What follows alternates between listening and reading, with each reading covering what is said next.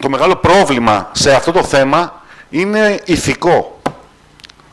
Και τι εννοώ ηθικό? Έρχεται η διοίκηση Βούρου με την ίδια απόφαση την 64, λέει στην αρχή όχι και μετά από λίγο με ορθή επανάληψη λέει ναι.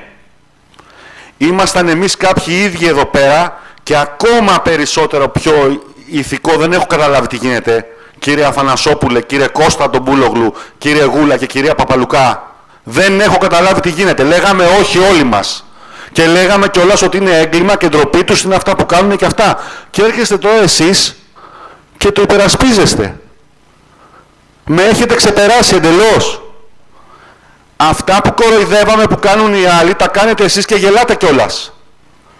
Κύριε τον Μπούλογλου, απαιτώ να πάρετε θέση. Πρέπει να αρχίσουμε να παίρνουμε θέσεις εδώ μέσα. Λέγαμε όχι και τώρα λέμε ναι.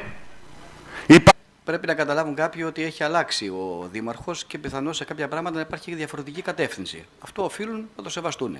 Είτε τους αρέσει είτε όχι, έτσι είναι τα πράγματα. Τώρα,